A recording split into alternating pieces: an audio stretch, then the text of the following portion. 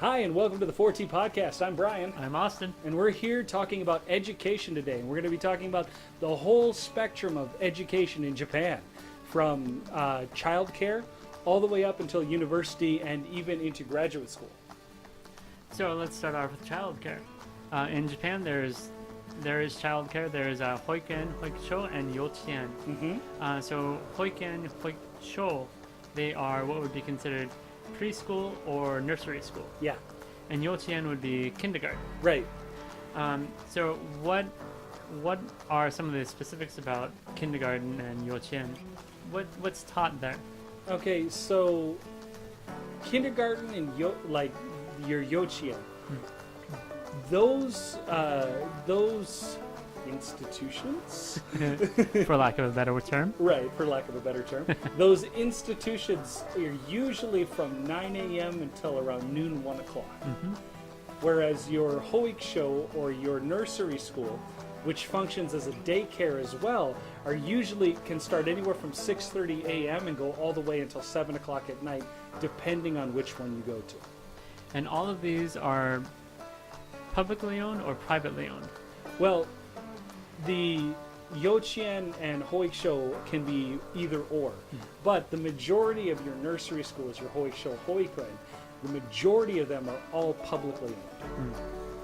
And when you go to a hoikusho, hoikuen, or yochien, they all teach different things to kids. Yep.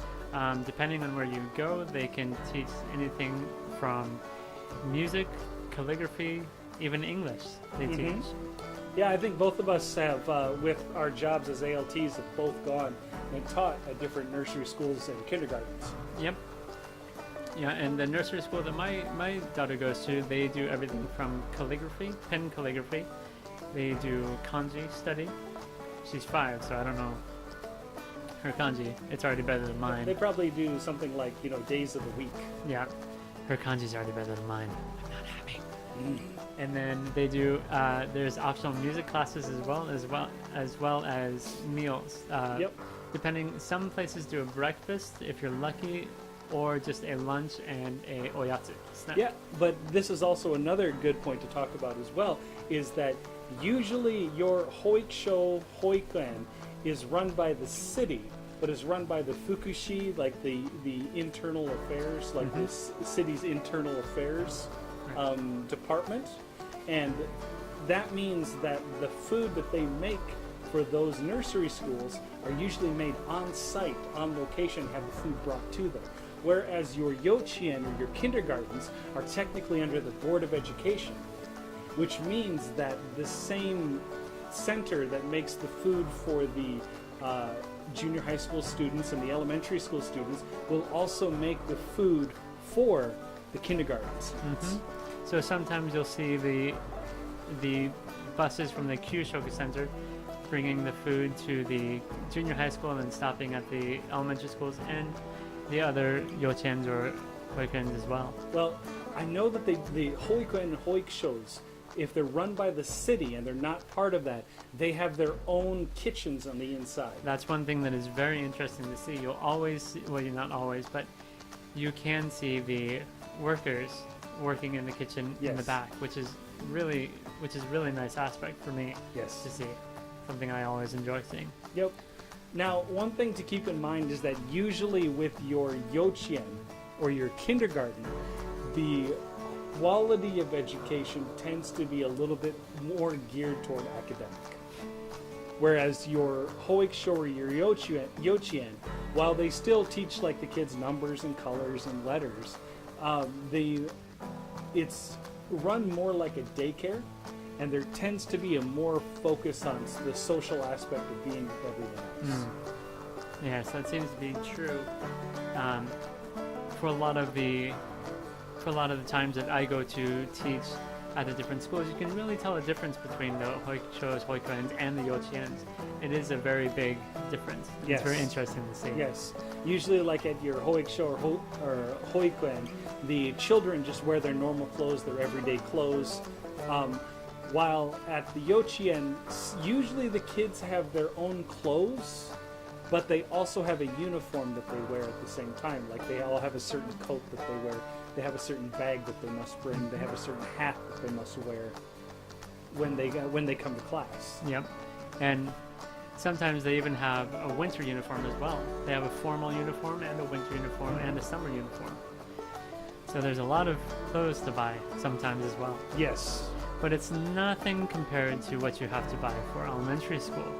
Or junior high school. Or junior high school, yeah. Right. So what's the biggest purchase that you have to make when you go to elementary school for clothing-wise? Clothing? Oh, is it the sports clothing? Sports clothing and something else. Something new. The Lantz, yes. For Lantz, for those of you who don't know, is the... I don't know where it originates. Maybe you know. It's the Japanese term for a backpack. But it's the hard leather backpack that it's square in shape, but it kind of domes at the very top. And this is standard in Japanese elementary schools. I have never seen it written that you have to have a Lantz, but everyone has a Lantz. Right. And these backpacks are generally the size of an A4 sheet of paper that domes over, like Brian said, and they are hard. They're hard, so they'll last the whole elementary school career, and they cost you a pretty penny. Right. I mean, it's real hard leather. Yes. Like they're not made of plastic. They're not made of. This is actual real hard leather. Real hard leather and metal rivets. Yes. Everywhere. My daughter's going into elementary school next year, and we had to get her own Lantz. And so we went through Eon, through Jesco, because it's the cheapest place. And even going to the cheapest place, finding the cheapest Lantz, it cost us Yonmon, which is around $400 US. Yes. For a backpack. Right, but I mean, like, with that said, that backpack is also hard tack with metal rivets. Mm-hmm. So if you think about it, you know, like in the U.S., if you're buying a backpack for your child for 6 years of elementary school and you're buying them a new backpack every year, the cost is about the same. Yeah, it's about the same. The only problem is that after they do elementary school, after they're finished, it's never used. Then you have to buy the other backpack, the new Lantz. So that's just one of the costs about going into elementary school. The other costs are sometimes the uniforms, the Tohoku uniforms. Yep. And same with junior high school. You have the uniforms, the gakuren, and the Lantz backpack. So let's talk a little bit about elementary school and the classes, and so how it's set up. Okay. So, like first to third grade. Let's talk about that first. Okay. So first to third grade. First grade, you'll start off with the students are taught everything from Japanese to English. The students stay in the same room the whole day, and the teachers are the ones that move around. Right. And the teachers will move around, but usually there's a homeroom teacher that will usually tackle, like, if there's 8 subjects that need to be taught over the course of a week, that homeroom teacher usually tackles 5 of those 8 subjects. And that is one thing that is one big difference between America and Japan. Right. The teaching that the teachers have to do. America, you're specified. You're a history teacher, you're a math teacher. In Japan, you're a jack of all trades as a teacher. For elementary school. Yes. For only for elementary school. Yeah. For elementary school, generally as an ALT, you won't be teaching the first, second, third unless your school requests it. Right. Normally, ALTs will teach only 5th and 6th grade English. That is for now. Right. But usually for me, I mean, I taught 5th and 6th grade on a regular basis, but usually at least maybe twice a year, more depending on school and how many students are in the school, I would teach 1st through 4th at the same time. Yeah, if you're lucky to have the kind of schools and that will allow you to come in, it's a great treat to be able to go in. Right. In my schools as well, I have a year plan with every single grade filled in. Yep. Which is really nice. Not all schools do that. Every school is different. So when you come to Japan as an ALT, it's just kind of luck of the draw. Yep. So there are some changes though going on in elementary school. Well, first let's talk about with first through third grade. Now, first through third grade, there is the focus on doing the different subjects in class, but the idea of homework really isn't all that apparent between first and third grade.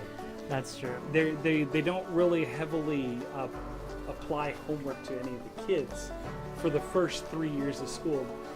From what teachers have said and stuff like that, the first 3 years of school are more designed for how to socially interact in the classroom, what is acceptable behavior and what is not acceptable behavior. And that goes into the class of civics. Yeah. That is taught in Japanese classrooms. It's something that is taught once, I think, in my school. You're talking about ethics? Ethics or civics is what my teachers call it. Oh, okay. But yeah, same. It's social interaction and Right. how to be a citizen of Japan. My school is that we do it once every 2 months or so. There's a special class that's done. Yeah, it's like not Tohoku, What is it? something Dotoku. Yeah, Dodoku. Yeah. Dodoku. There you go. Yeah, that's what it is. But yeah, one of my teachers always called it moral teaching. Well, yeah, moral teaching. Yeah, But- there's that. But I'm just like, that's probably not the best word to use to describe it. Yeah, I'm there's like, ethics. Ethics Yeah. sounds a lot better. Yep. Yeah, so So- if you go to a school, you'll see ethics class or morals class or something like Right, that. or It's moral Dodoku. teachings. Yeah, it's how to be a good citizen, how to be a Right. good person. And that class goes all the way through junior high school. It does, yes. But usually through first through third grade, there's the focus is mainly on everybody working together, everybody doing things together. This is also where the children learn how to clean the school. Yes. This is these first 3 formative years is to help teach the children how to clean the school and how to be work in groups and work together. Yeah, it's elementary school is where they really get into the, I don't want to say the senpai system, they would get indoctrinated, but it's really where they get exposed to working in groups and being part of the group culture. Right. Now, this is not to say that they don't get homework. I'm just saying that they don't get homework heavily thrown upon them. Like most students between first and third grade can finish their homework in like 15 to 20 minutes. Yeah, the homework that is usually given is maybe a page of kanji, if that. Or simple math questions. Yeah. Like adding and subtracting questions, like really simple stuff you can finish quickly. Yeah, most things are done within the class or before or after school. Yep. So, moving on to 4th, 5th, and 6th grade. Now, there's a kind of a jump between 3rd and 4th grade, because 4th grade is where you start getting hit with homework. Yeah, 4th grade is where, I don't know the reason, but between 3rd and 4th grade, that's when you're considered to be more of, not an adult, but more capable of being responsible. Right. So they are hit with a lot more homework and a lot more responsibilities. And if you think about it, I mean, with 4th grade is around the time children become aware of their own actions. So, I mean, like, between 1st and 3rd grade, I mean, you got the kid that, bends over and moons everybody. And he's just like, ha ha ha ha ha ha, and everyone's ha ha ha ha ha ha. That same kid won't do it in 4th grade. Oh, no. Yep, and this is where the teachers become a little bit more strict on that as well. Right. So for 4th grade, it's the same things that are being taught as 1st, 2nd, 3rd, all the subjects. Yeah. But this is where they get a little bit more homework. Yeah, and this is where it becomes more intense. Yes. So instead of just a few math questions or a few kanji here and there, they have a rennakucho, where they have to write down everything that they have for the next day, and they have to write down what homeworks they have to do. Yep. And a lot of those, not all, but some schools will have the kids have their parents sign or hanko that they did their homework. I've noticed that depending on the student, if there is a number of students that are, less inclined to do homework, Mm-hmm. the students that are less inclined to do homework tend to be the ones that actually have to get their parents to sign off on stuff. Yeah, that's part of the difference in the schools. My school is all kids have to get their signatures. Right. But in my school, children don't have to get signatures, but if they are regularly missing homework, then they have to get signatures. And I think this might be a good time to talk about parents and teachers. Yeah.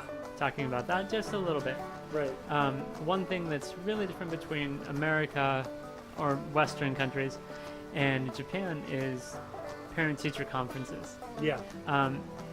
In America, at least in Colorado, Yep. the parents once or twice a year would go to the school Yep. and have a conference with the teacher. Whereas in Japan, it's opposite. The teachers go to the parents' home. Yes, this happens all the way from Yochien, Hoikuen to maybe even high school. Right. I know that my daughter's teachers have come to my house 2 or 3 times just to do a I don't want to say a welfare check, but that's kind of what it is, a parent-teacher conference. Yeah. Well, I mean, there's another thing that the schools do on a regular basis, and this also includes Hoiksho, Yochien, and elementary school, is every year they do medical checks. Yes. Medical checks, ears, eyes, nose, throat, do blood work? Sometimes. Yeah, sometimes, yeah. They have a doctor come in and do physical for all the kids, and they also have the dentist come in and do checkup on all of their teeth to see if a child's being neglected or not. Mm-hmm. So that's one thing that the students will take one class period during the day and go to the bus if it's parked outside, or go Yep. to the nurse's office Yep. and get that checked. Yep. So what are some things for 5th and 6th grade for the students Well, moving from 4th to 5th? 5th and 6th grade is where you actually start to get your mandatory English classes. But they're not called English classes as of current. They're called your foreign language activity class, is what it translates as. What is it, Gaikoku Katsudo? Yes, Gaikoku Katsudo? Yes. Yeah, which is foreign language, activity class. Yes. Is what it ends up being, but they only teach English. Yeah. So, And starting from next year is when that's all going to start to change a little bit. yeah, I mean, what is it next? The Ministry of Education, Science, And Technology, and Sports. yeah, I think so. Yeah. Anyway, the MEXT is what we're going to call it. Is that Ministry of Education, or the Monbu Kagakusho. Anyway, MEXT is overhauling English for elementary school next year. So right now, for 5th and 6th grade, you usually have 1 or 2 classes a week, which is roughly what that Gaikoku Go Katsudo class has. Well, that is now going to be shifting down to 3rd and 4th grade having 1 or 2 classes a week, and 5th and 6th grade are actually going to have it as a full, actual part of the curriculum where they have 3 classes a week of English. And this is where it will actually become, it won't be an activity anymore. It won't be an extracurricular activity. It will be an actual subject. An actual graded subject. Yes. So which means that they will have tests now. The students will be tested. The 5th and 6th graders maybe will be tested on speaking, listening, even writing and reading. Yeah. The reason that it's changing is because of the 2020 Olympics. That's the main reason that everyone's stating. That's the main reason they're stating. But one of the things that, some of the feedback that they've gotten from the elementary school book that's called Hi Friends, actually it's a closet, but one of the feedback that they're getting is that the level jump from 6th grade to junior high school is so extremely high, and there's not really any big crossover between the current elementary school textbook and the junior high school textbook that they're using right now in school. And that's a big reason why they're changing it. And something that a lot of teachers have complained about as well is the writing and reading. In current 5th and 6th grade, you only learn to communicate. The students only learn to communicate. And then you get to junior high school 1st grade and you're expected to read and write. Exactly. So that's one reason why for the big change. Right. Now, one thing to keep in mind is that, like, in Japan, your Japanese class is in, like, your language class, your Japanese language class, kind of like our English class in the U.S. There's 4 of those a week. Mm-hmm. And then your, I think your core classes, math is 4, Japanese is 4, science is 3, I think. 3 classes a week. For America or Japan? Japan. Okay. And then social studies is also 3 a week. I believe, yeah. And then there is, I'm trying to think of core curriculum classes. I know that music and arts class are twice a week. Yeah. And then what else? Then there's morality, Oh, yeah. which There is you go. once a week. And then there is, I know I'm missing. I feel like I'm missing. Oh, Chem- PE. PE is 3 times a week. The most PE is important one right there. Yeah, PE is 3 times a week. All right, so I mean that's what the elementary school. Now, when you get into junior high school, your 4 times a week classes. They focus English is 4 times a week now. Yeah. In elementary school, and that got changed in 2012. Something around 2011, 2012. Yeah, there was a shift from going from 3 classes a week to 4 classes a week. Mm-hmm. But anyway, so they now took some of the free time, and I don't really want to call it free time, from some of the other classes, and they pulled out of, I don't think they pulled out of PE any. Oh, really? But I think they pulled out of like, what is it, some home ec class. They pulled some of like the Japanese class and math class to push in the English for 3 classes a week.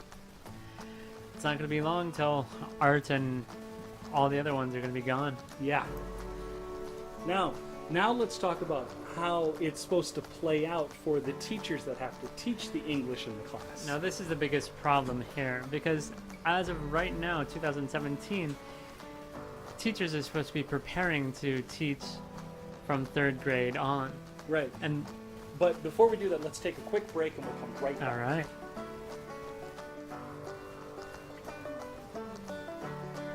And we're back. Yeah, we're back talking about education here in Japan. Now let's get back to our where we were talking about with 2017 with the English program. So at the moment, 2017, teachers are supposed to be getting ready to teach from 3rd grade on. Starting from next year, they're going to get a trial textbook called Hi Friends Plus, I believe, or that will be 5th and 6th grade. Right. And teachers are going to start to be required to teach English more and more. Right. Now, here is where it gets very difficult. So, when you go and you're going to teach at an elementary school, the teacher themselves, for the teaching license to teach in elementary school, have to take a standardized test.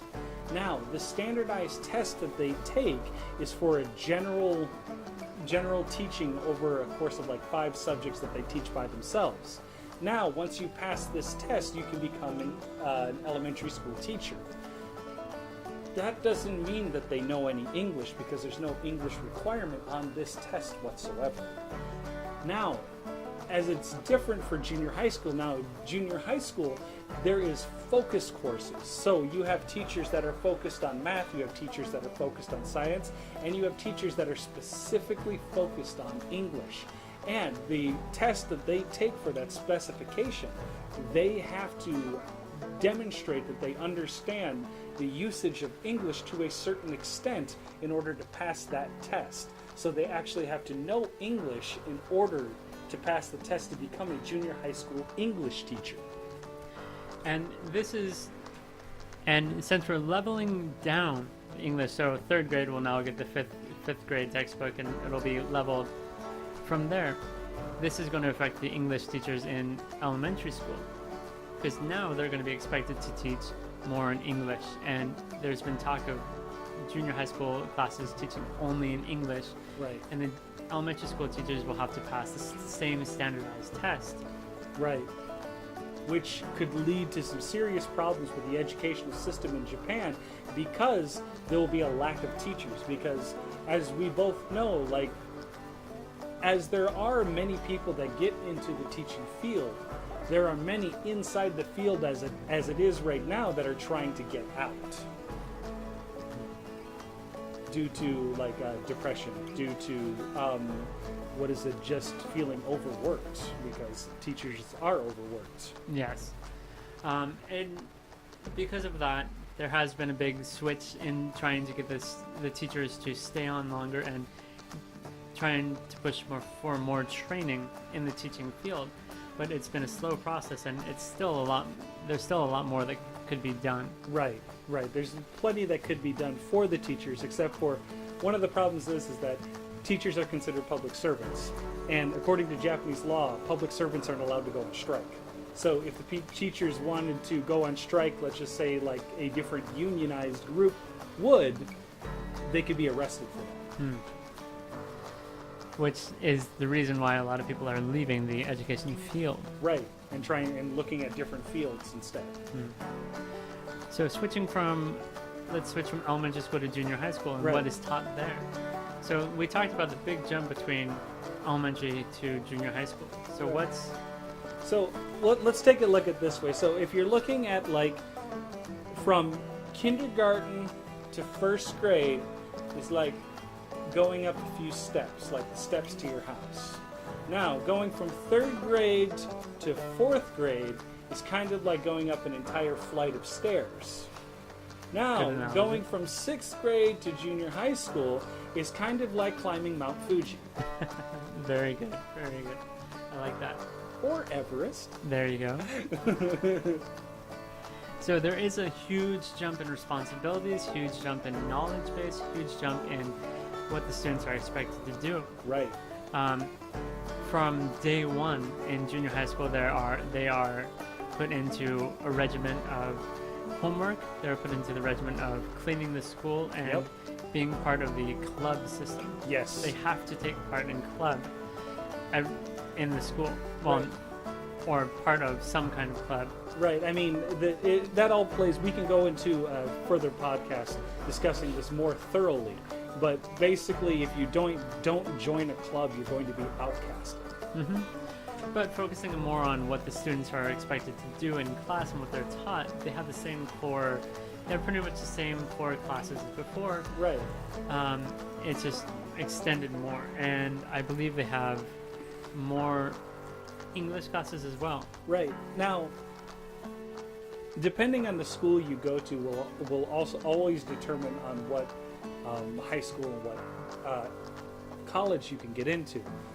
Once you get to junior high school, usually universities and whatnot will forgive whatever you did in elementary school and kindergarten, depending on the school. Like Tohoku or Tokyo University will go back and track you all the way back to whatever Yochien or whatever kindergarten you went to.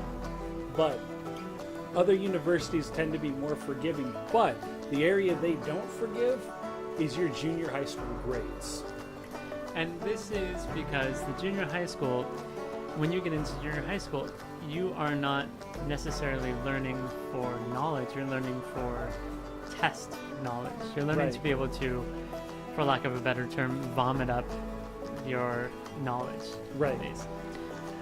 Because junior high school is the last in the compulsory education of Japan. Right.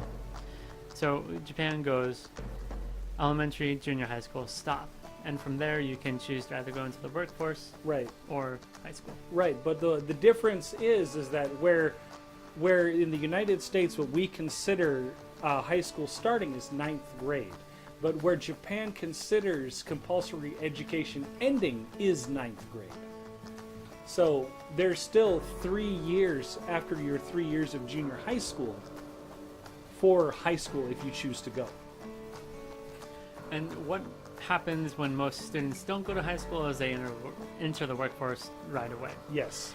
For those students who don't enter the workforce, they have to look forward to high school. Yep. So to get into high school, there is the entrance exams. Right. And these are pretty much the equivalent of our university entrance exams in America. Right.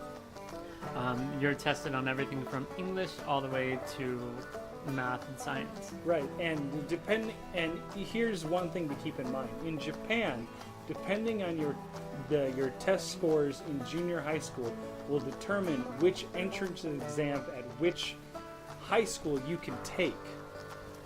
And you have to get a certain percentage on that entrance exam from the junior high school you went to in order to be considered for acceptance.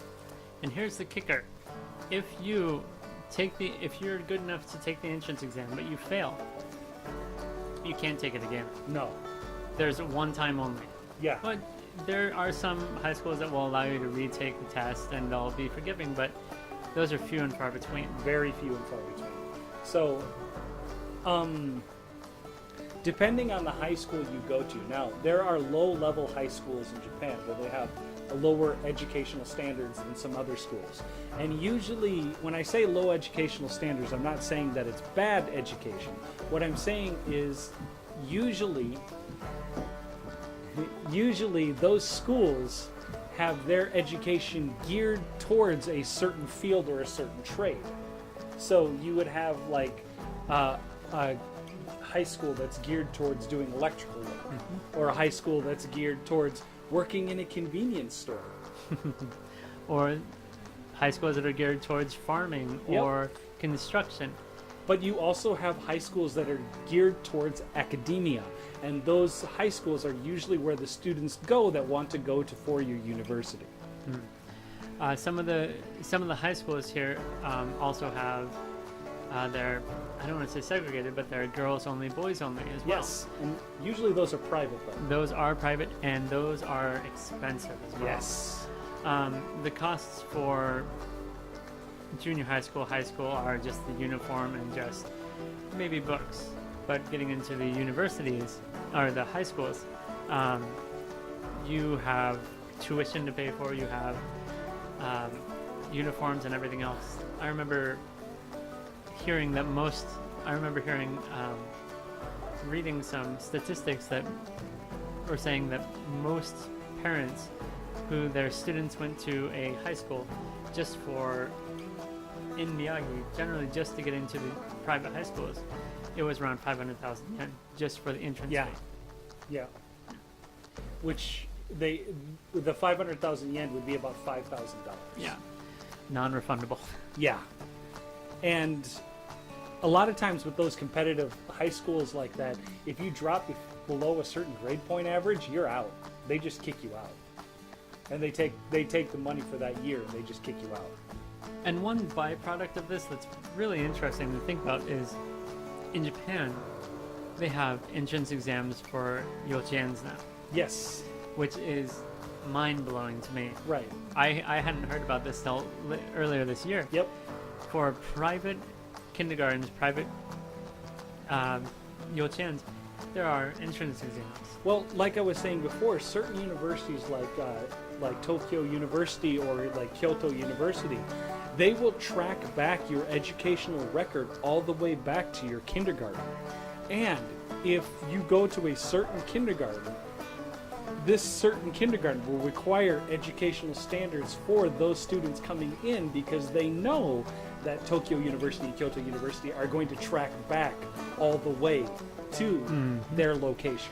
Yeah, these are I forget the Japanese name, but they're called feeder schools. Yes. And they're just private. They're mostly privately owned, and they will guarantee, or they will have guarantees that your kid will get into some high school or get into some university if you go there.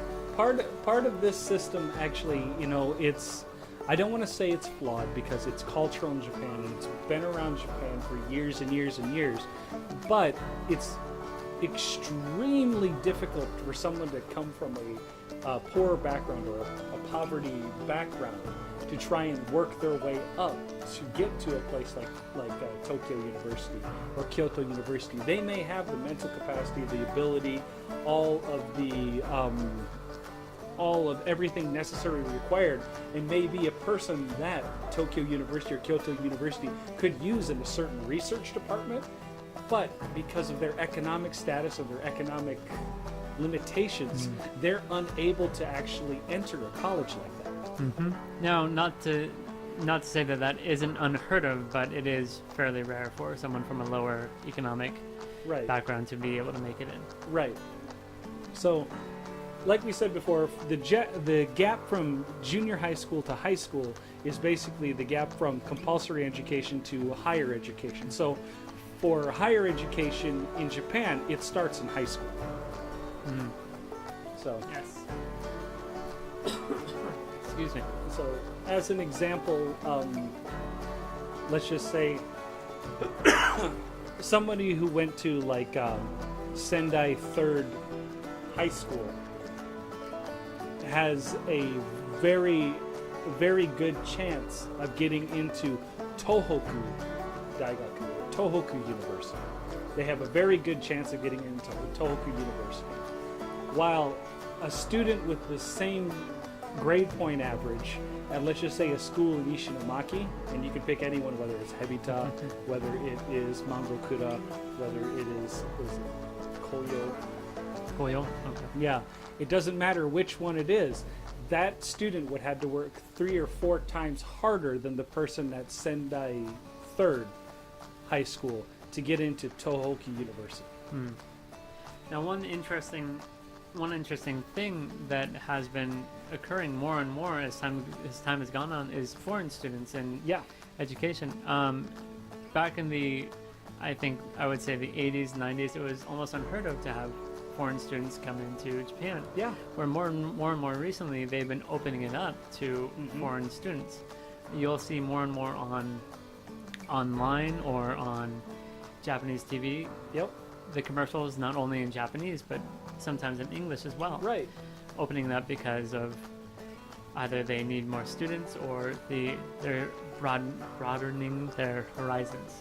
Well, I mean, this can also be another podcast that we talk about at a later date. Yes. But due to the birth rate in Japan being in decline and the elderly population being on the rise, in order for Japan to meet its employment needs, like 15 to 20 years down the road, they're going to have to do something about like foreign labor. Yes. In Japan. But as you said, that's neither here nor there. That's right. That's another podcast. That's another podcast. Good. All right. So that is education in Japan. Do we have anything else we can think of? We can talk about universities. There we go. Universities. Yep. So your university has an entrance exam where this is different from your junior high school to high school. The university entrance exam you can take as many times as you want. But most universities will tell you that they only accept people from these high schools. Now that's not to say that you can't get in, but it is a lot more difficult to get in. Exactly. You have to work twice or 3 times as hard to get in. Right. But on the other hand, once you get in, you are on the gravy train for 4 years. Yes, getting in is the hard part, but staying in isn't the hard part. Right. I've heard stories of people getting into the 4-year undergraduate where they were late on handing in an assignment, and they were able to hand it in a week late or take a test a week later because the teacher allowed them to. And a lot of this has to do with the amount of money that parents have to spend on their students, or not their students, the parents have to spend on their children going to Japan, because in Japan, the parents save money for their children to go to university, and usually the parents pick the university the children go to. I know I'm saving already. My kid's only 5. But talking about universities, we should probably address the one thing about universities that all foreigners talk about, and that is getting a job in a university. Yeah. The coveted position. Now, getting a job in high school, getting a job in junior high or elementary isn't that hard. Right. But then getting a job in a university is the most difficult and getting harder as time goes on. Right. So before getting a job in a university in the 1980s, probably, it was easy. You had to have a 4-year degree and maybe be published a little bit, and you could get it. Right. You could get a job as long as you had taught in Japan before. But as time has gone on, it's gotten a little more difficult. Now most of them require at least a minimum of master's degree. Some actually require a doctorate. Yes. Some of the larger schools do require at least 1 year of teaching in Japan. I know that for a fact. And they do require either a master's degree or a PhD. Right. Or a doctorate, yeah. And how you get into these schools is the interesting part. Yep. It's not about you can't just go to a school and introduce yourself, give your resume, and hope to get a job. Right. That's not how it works in Japan. It's more about who you know than what you know. So if you want to get a job in, let's say, I don't know, Tohoku University. If you want to get a job as an English teacher, you have to have all the qualifications before. Then you have to get yourself known. Yeah, get yourself known within the university. Either join organizations like ETJ or JALT, or be friends with someone on the staff already, and get an introduction that way. To put it for lack of a better term, there's a little bit of brown nosing involved in order to get there. A little bit is an understatement. Right. Right. A little bit is an understatement, but you get my point. Yeah. So to get a job in any other part of the education system is fairly easy. Right. Either go through a dispatch company or find, if you're lucky, find a direct hire position. Right. But once you do that, once you want to go to university, that's where it gets more difficult. Yep. So the thing to keep in mind is that for undergraduate in going to university and undergraduate in Japan is very, very easy. Like, I'm not saying that you don't have to know the material, but you may be you may be able to complete the work on your material on your time. Mm-hmm. And one of the main things is that the universities that have had problems with parents that were monster parents sending their kids to university expecting their kid to get a degree. So basically, once you pay the money for university at a 4-year university in Japan, you basically get a degree. It's almost guaranteed you're going to get a degree. Now that's one thing we should probably talk about as well. You mentioned monster parents, but then we should talk about the pretty much no-fail policy in Japanese schools. Yeah, for university, 4-year university at undergraduate. Yes. So when you go to university, once you pay to get in, you pretty much are guaranteed. Yeah, you basically got your degree. Yes. You just have to wait 4 years. And it's then, like an investment. There you go. And then in the lower education system, it's a little more strict, of course, taking the tests and whatnot, but it's not like in America or any other Western countries where if you fail, you repeat the grade. The joke that I've heard about this is depending on what field you want to go into, from kids that I've taught before, or kids or people that I've talked to, they said that when you want, in high school, you choose the university you want to go to. But when you take the entrance exam, you know all the material for those 4 years before you take the test. Oh, wow. There you go. Basically, you just coast for 4 years because you knew all the materials you needed for the test. Well, there you go. Very nice. And so what are, for those of you out there, the viewers, the listeners who don't know, you may have heard monster parent. Yeah. But not know what that is. And it's not a parent that looks like a monster. It's not the boogeyman who's, putting his kid through university. Right. What is a monster parent? A parent that believes that little Timmy can do no wrong. And if little Timmy does wrong, whose fault is it? It is everyone else's fault but little Timmy's and the parents. Yes, this is a phenomenon throughout all aspects of education in Japan, and it's even in the United States too. Oh, it's all over, but it's really prominent, especially in 4-year university, because most parents don't even consider their children adults until they're over like 25. Yeah, a lot of parents do coddle their kids a lot out here. So that is a phenomenon that is very, very prevalent. And if anything goes wrong, it's the school's fault. It's someone else's fault. It's not the parents' fault for raising a horrible child. Right, and this is the reason why they're guaranteed a degree. Now, moving on from four-year university to graduate school, this is hold on to your butts, because that is a huge jump from right there. That's like a massive jump. Like, you better be spot on your material, or you... I would say that there are certain graduate schools here in Japan that are more prestige and more hardcore than some of the Ivy League schools in the United States. Well, that's to be expected from Japanese universities. Yeah. Definitely, Japanese students are very hardworking, Right. and what they do study is very high level. Right, from the research standpoint and whatnot, like Japanese universities expect them to pump out data. Expect them to pump out research constantly in the whatever field they're in. And this is a good time to point out that universities, like usually specific universities, have one main focus. So you'll go to like a certain university, let's say like University of Fukushima, I'm just throwing one out there, that only focuses in like mechanical engineering, or like mechanical and electrical engineering only. Yeah, for example, Waseda University, it focuses more on robotics. They were the ones who created Osmo. Yep. And they also focus on robotics and brain interactions between robotics, prosthetics. Right. But I mean, you have like Tohoku Daigaku or Tohoku University and like Tokyo University that have a very broad spectrum of things that they actually teach.